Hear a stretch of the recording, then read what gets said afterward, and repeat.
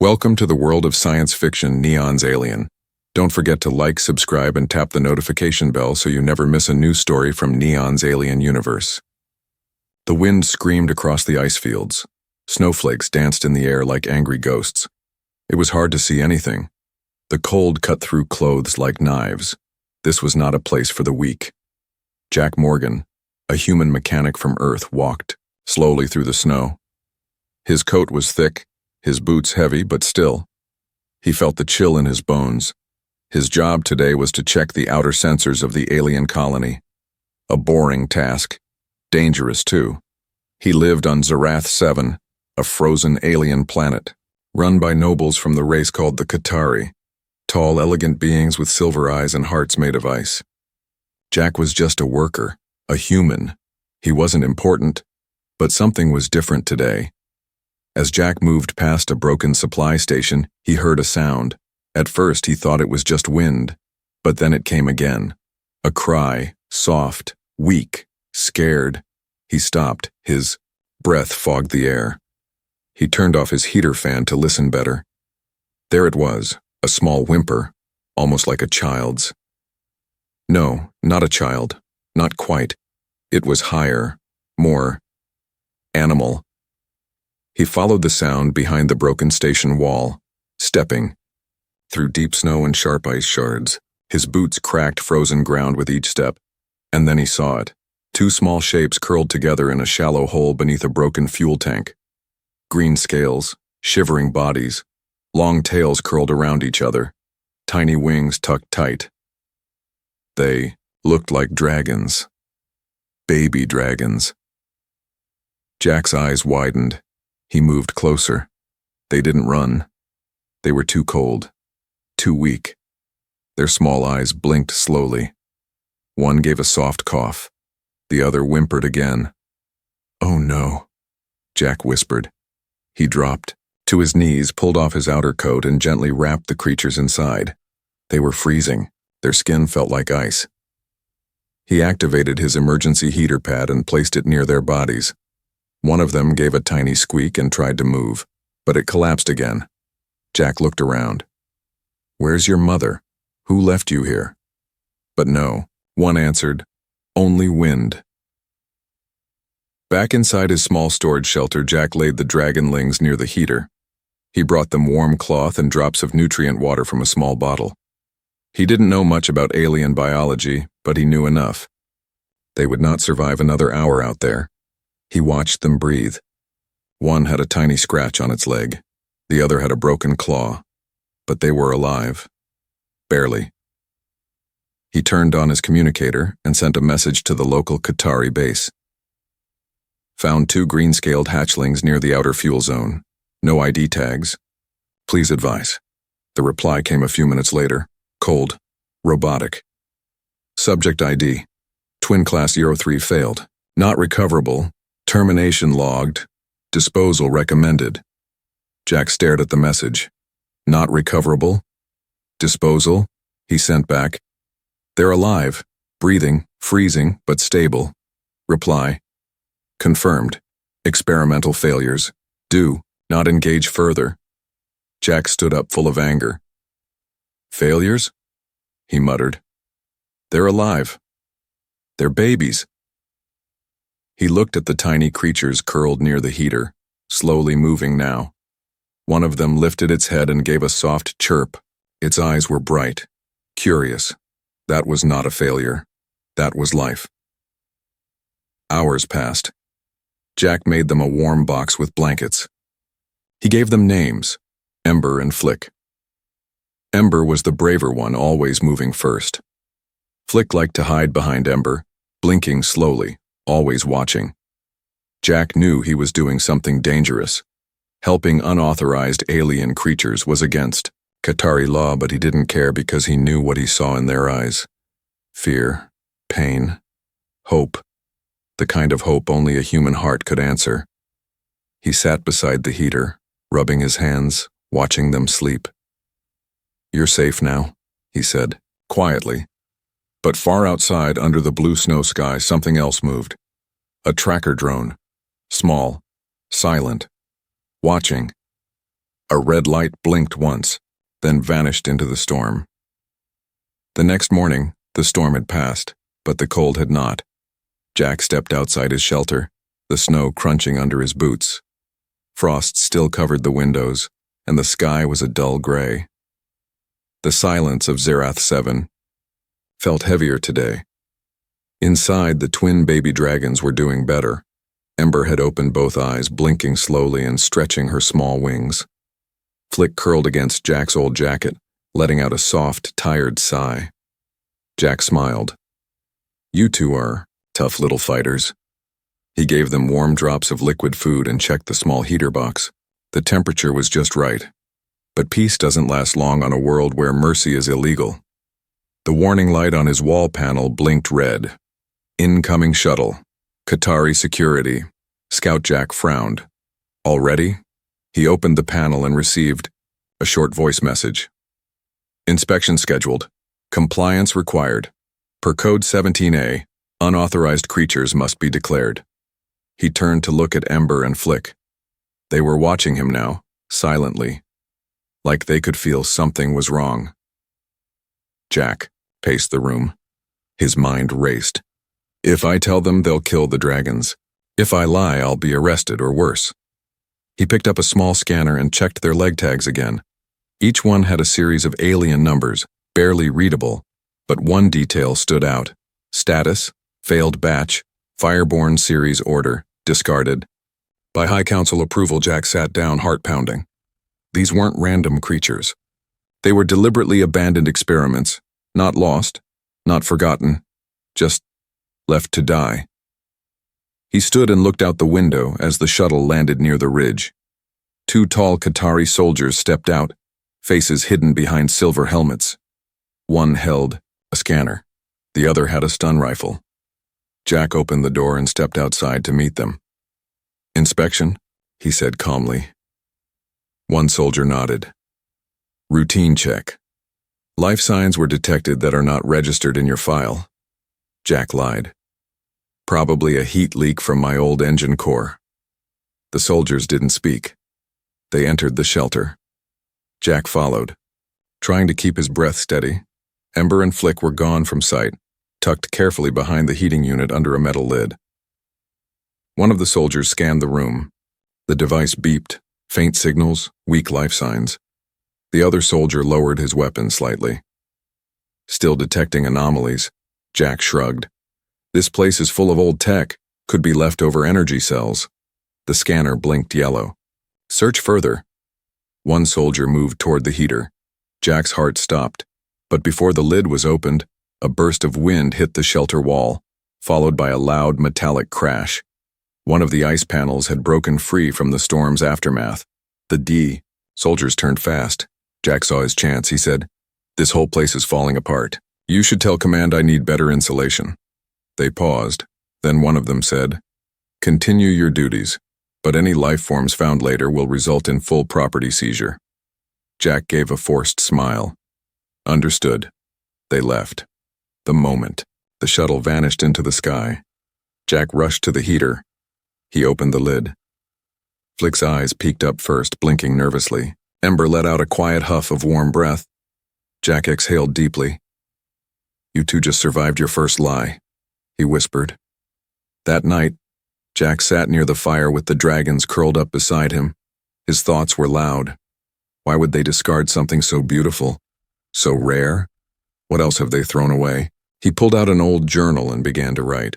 Not just about mechanics, not just about dragons, but about what it means to care, to choose life over silence, to protect something fragile, because no one else would. He looked down. Flick was asleep, in his lap. Ember was softly breathing, tiny sparks glowing at the corners of her mouth. "They said you weren't meant to be saved," he whispered. "But I don't believe in throwing miracles away." Outside, the snow began to fall again, but inside the shelter something new had started. Not just warmth, but hope. And someone somewhere was watching again. Another drone. This time, not from Qatari command, but from someone far more dangerous. Snow whispered against the windows. Inside the shelter, warmth pulsed gently from the floor vents and soft fire crackled in a metal barrel Jack had turned into a safe heater. The air smelled of old fuel and melted frost. But tonight, something new stirred. Jack awoke to the sound of crackling sparks. At first, he thought it was the fire. Then he saw it. Tiny flickers of orange light, glowing softly from inside the heater box where Ember and Flick slept. He moved closer, heart pounding. Inside the box, Ember's small mouth opened and a tiny flame escaped, dancing up into the air for just a second before vanishing. Flick stirred beside her and gave a soft chirp. "You're burning up," Jack whispered. "But not from fever." He reached in slowly. Ember didn't pull away. She was calm. Her scales glowed a faint gold along the edges now. Her tiny claws sparked against the blanket. Jack gently touched her chest, warm, not hot, alive. "They're changing," he thought. By morning, the change was clearer. Both dragonlings were more alert. Flick chased a light beam on the wall. Ember hissed at her own reflection on a piece of metal, then jumped backward, and looked at Jack as if blaming him for the surprise. Jack laughed. "You're getting stronger." He set out their food, thick paste with protein powder, and they ate eagerly, tails flicking. Later, as he fixed a broken comm panel near the roof, he smelled something strange. Burned metal. He climbed down fast. Flick sat on the floor near a bundle of wires. Smoke rose from the area. "Flick, no!" The baby dragon blinked innocently, as if surprised it happened. Jack grabbed his scanner. Energy readings from Flick's body were higher than yesterday. Fire potential rising. "You guys weren't just experiments. You were fireborn weapons," Jack muttered. He sat on the ground and looked at both of them. "But you're not. Tools, not weapons. You're kids." Later that day, Jack checked the tracker chips on their legs again. He had a new idea: remove them. But the moment he tried to cut the metal tag on Flick, the dragon screamed, a loud, sharp cry that shook the walls. Ember jumped in front of him, growling with tiny sparks flying from her nostrils. Jack pulled back, shocked. Okay, I'm not hurting him," Flick hissed and hid behind Ember. Jack sat down slowly. "You're protecting each other," he whispered. "Even from me." He looked down at his tools. Their bond was deeper than science, deeper than orders. He wasn't just feeding them now, he was raising them. That night, while writing in his journal, he heard another sound, low and sharp. He looked out the window. In the distance, a vehicle moved across the snow. Not Qatari. Too small. Too fast. He turned off the lights. The tracker on the wall showed it was unmapped. No signal ID. Someone else has found them. The next morning, Jack packed what little he had. Blankets, tools, food paste, heat capsules. He wrapped Ember and Flick in a thermal wrap and tucked them into a long bag on his back, lined with soft padding and vent holes. "We're going underground," he said. "You may not like it, but it's the only way to keep you safe." Flick let out a soft whine. Jack gently tapped the wrap. "Don't argue. You'll thank me later." He took the old mining tunnels, routes forgotten by the newer colonies. It was dark, silent, and colder than ever. Ice hung from the ceiling like claws. Each step echoed too loudly. Suddenly, a growl. From the shadows ahead, a four-legged creature, with red eyes, crept forward. It had smelled them.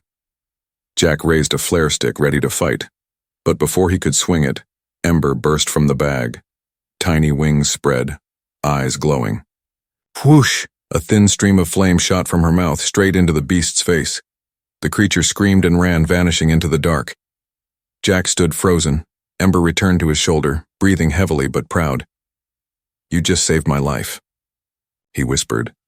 Then he looked down at Flick, the shy one, who now stared at Jack with wide, glowing eyes, and a small spark forming at the edge of his mouth. They had fire. They had each other. And now, they had a reason to fight back.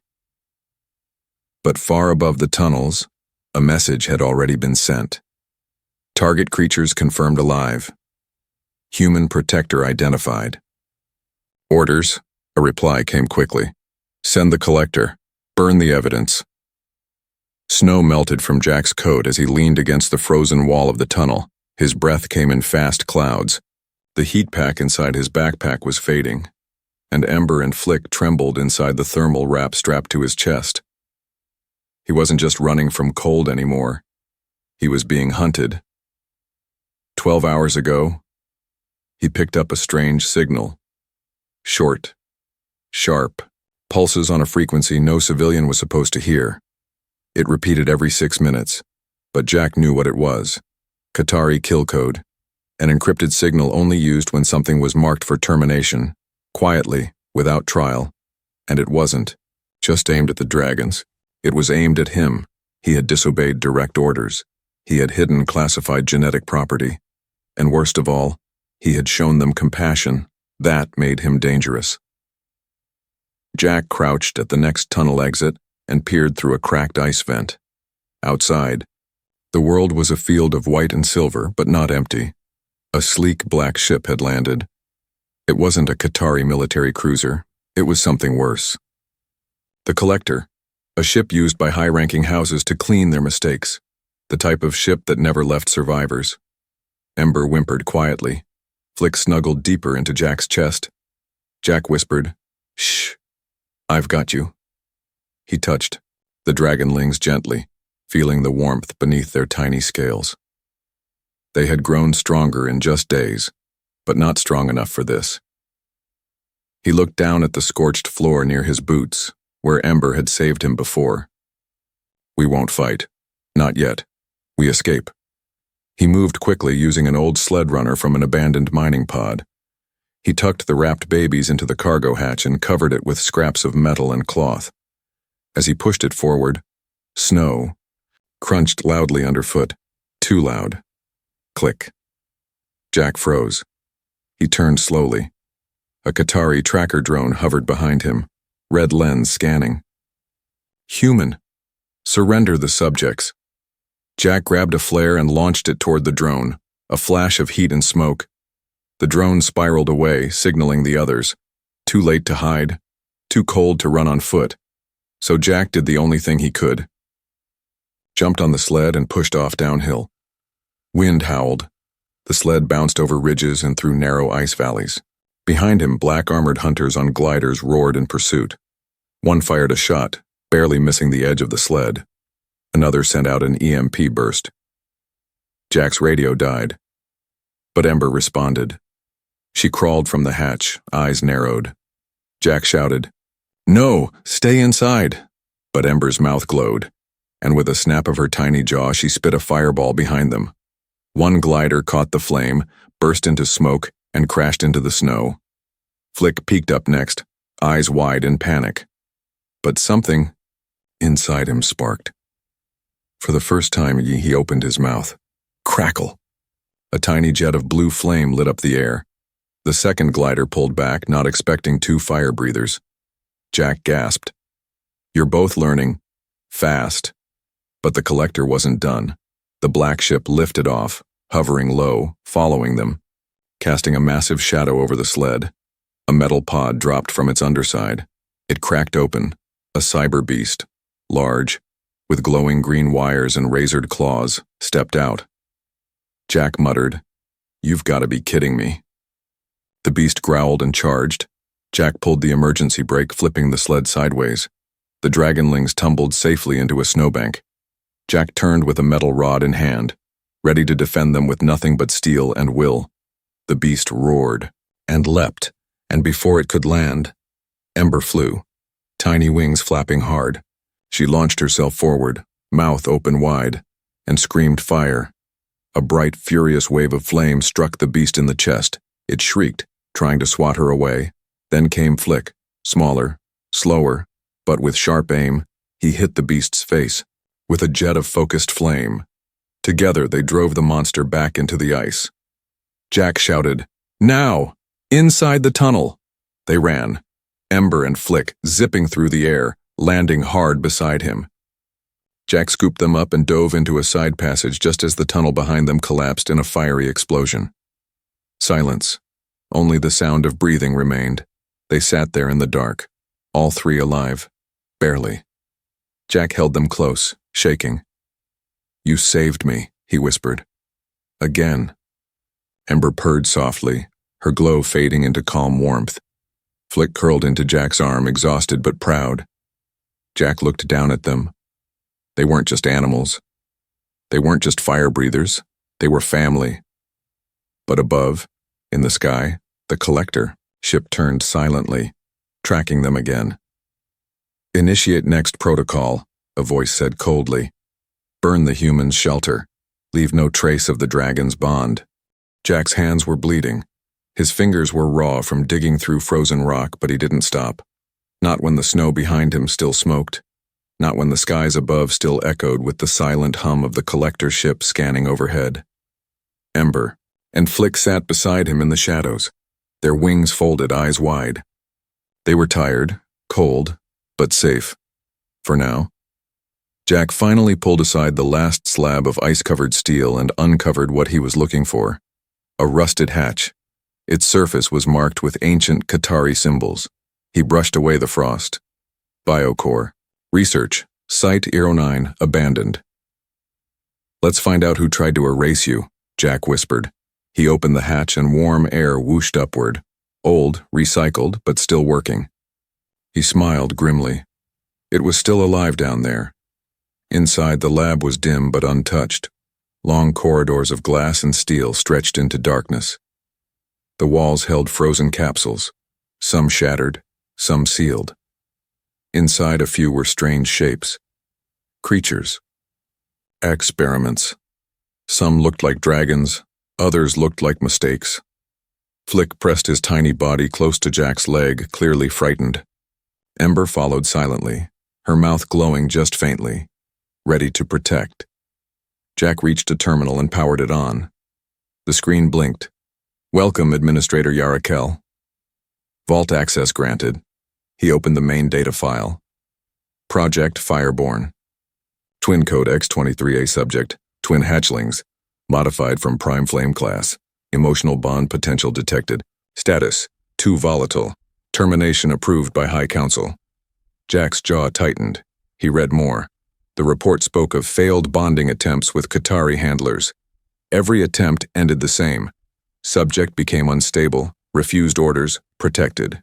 Each other against commands too emotional, the report said. Too human-like. But there was one success log. Log 07. Human technician made contact during early imprinting stage. Subjects calmed, showed protective behavior. Emotional syncing reached 97%. They knew this could work, Jack thought. With a human. They just buried the truth.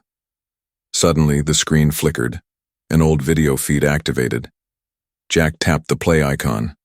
A young technician stood in the video, gently feeding two tiny green dragonlings, Ember and Flick, even younger than when Jack found them. The technician smiled.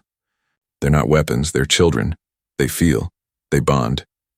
If we guide them, not control them, they could be something the galaxy's never seen. Seconds later, security burst into the lab in the footage. The man was dragged away.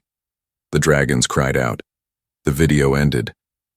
They silenced him. Just like they're trying to silence me, Jack muttered. Jack turned to Ember and Flick. They were curled together now, near one of the glowing floor vents. Ember's eyes flicked to the screen. She gave a soft cry.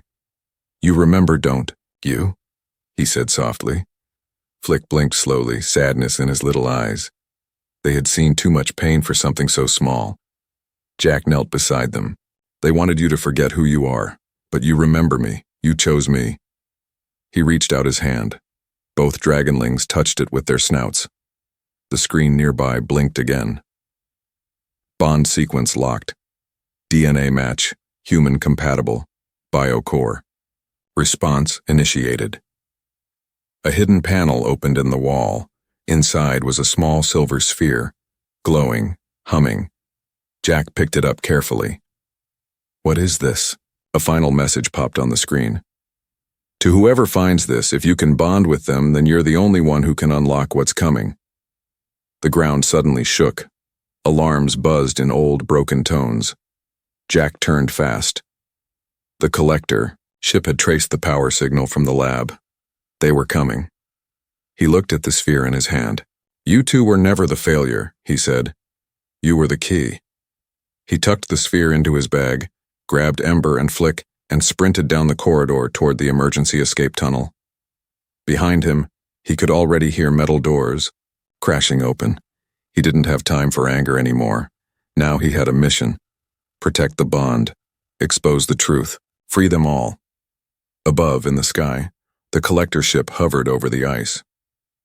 Inside the command chamber, a voice hissed. The human found Site 09.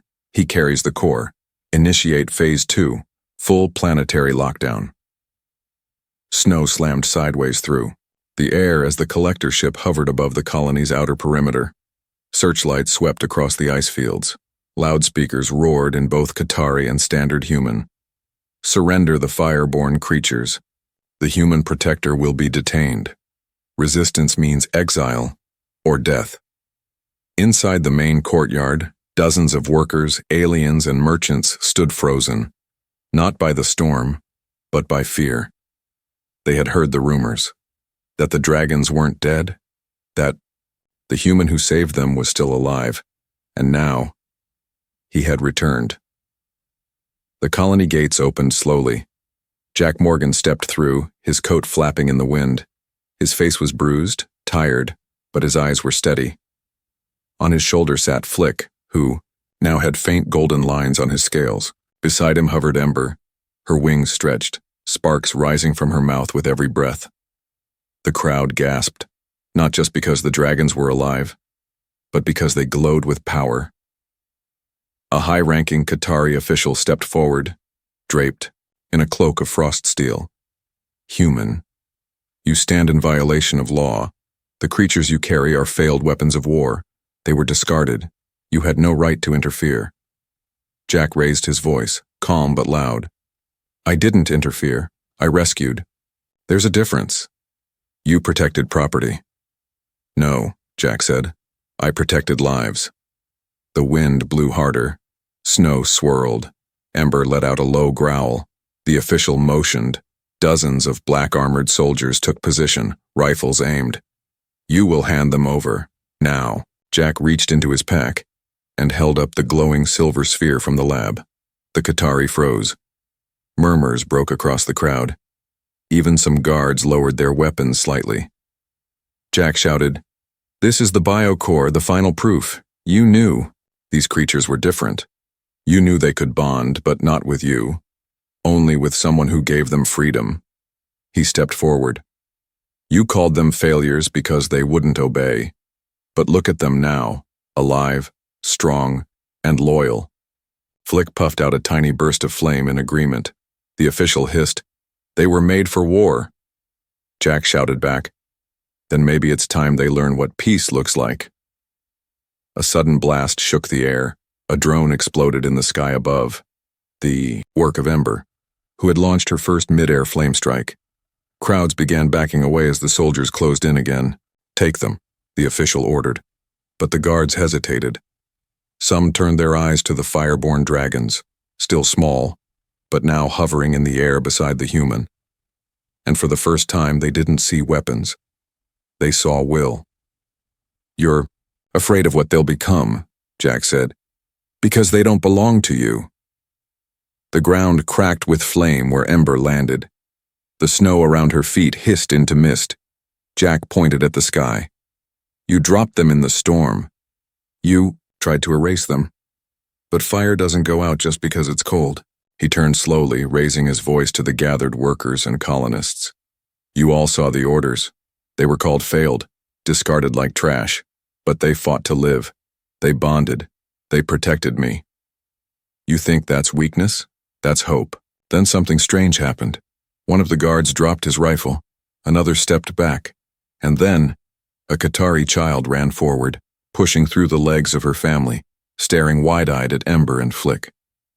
Jack flinched, but the dragons stayed. Calm Ember lowered her head. Flick purred softly. The girl smiled and reached out her hand. Ember touched it gently with her snout. The crowd gasped. Even the guards froze. A moment of peace. In the middle of chaos, Jack spoke again. They weren't made to be monsters.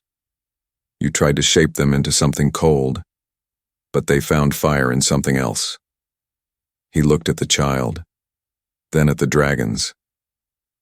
They found it in love. High above, the collector ship's commander watched in silence. Sir, orders? No shot. Too much civilian risk. The scene is shifting. Do we retreat? Not yet. But something has changed. The story is no longer ours to control. Back, on the ground, the Qatari official sneered. This doesn't end here. Jack turned away. You're right, this is just the beginning. He lifted Flick and Ember onto his shoulders. Together, they walked past the stunned guards. And for the first time since the Fireborn twins had been thrown into the cold, they walked free. The storm had passed. For the first time in weeks, the sun broke through the clouds over Zerath 7. The ice no longer looked sharp and cruel. It glowed, like crystal. And from the highest cliff above the colony, Jack stood beside his dragons, wind in his face, watching the horizon stretch endlessly. Flick perched on his shoulder, tail curled lazily. Ember flew in slow circles above, flames gently trailing from her wings like golden ribbons. Below them, the world was changing. Word had spread, across the outpost, across nearby sectors, even through off-record comm channels, whispers of a human who saved Fireborn twins traveled fast. The story wasn't told by officials. It was passed by workers, merchants, children. He didn't control them. He earned them. They should have died in the cold, but he gave them warmth. They weren't monsters, just abandoned, until he believed in them. The Qatari High Council tried to silence the news, but fire has a way of spreading, even if you try to stomp it out. Jack returned to his shelter. What was left of it? The collector ship had scorched it from the sky the night before, burned it down with plasma. Nothing was left but ash and metal bones. Still, he walked the blackened ruins with his head high. Flick sniffed the ground, then curled around Jack's neck. Ember landed softly, letting out a soft, mournful chirp. Jack knelt, placed one gloved hand in the ash and whispered, "This is where you lived. This is where you fought. This is where you were reborn." Then he stood and turned his back on the past. Let's show them what you've become. The weeks that followed, Jack and the dragons traveled colony to colony. At first, they were feared. Then, welcomed. Flick began helping in the engine bays, using small bursts of heat to thaw frozen gears. Ember flew low above transport crews, guiding them through ice storms with her firelight. They weren't weapons anymore. They were symbols of hope, of defiance, of second chances. One day a transmission came, not from the Qatari, but from Earth. A woman in uniform appeared on the screen, smiling. "Jack Morgan, your story reached us. We've read the biocore data. We know what you did." Jack blinked, surprised. "You believe it?" "We believe in you. And we believe the galaxy needs to see that not all humans conquer with guns. Some win with heart." She paused, then added, "We'd like you to bring them home, to Earth. Let them see a place where they're not property, but part of the family." Jack looked down at Ember and Flick. They both blinked at him, then chirped, eagerly. He smiled. "Then it's time." The last night on Zerath 7 was quiet. Jack stood once more on the snowy cliff. He stared at the stars. "You were supposed to die out here," he said. "Two little lives, tossed into the cold because you were too kind, too bonded, too real." Flick curled up beside his boot, eyes closing slowly. Ember perched on a ledge, tail swinging. Jack looked at them both. "But you didn't die. Because fire, real fire, doesn't go out easy, especially when it finds someone to protect." A slow tear rolled down his cheek, not from sadness, but from pride. The next day, Jack stepped onto a human rescue vessel. He didn't carry cargo. He carried legends. And as the ship rose into orbit, the people below watched two green dragons soar beside it, leaving trails of fire in the sky. Years later, children gather in a warm classroom on a peaceful Earth colony. A teacher speaks, smiling. Long ago, on an ice planet, two tiny dragons were left to freeze, but a human found them and gave them a chance. She points to the large glass window. Outside, a statue stands tall, a human in a thick coat, arms outstretched. On one shoulder sits Flick. On the other, Ember. Below the statue are words carved in stone. They left them in the cold, but he brought the fire back.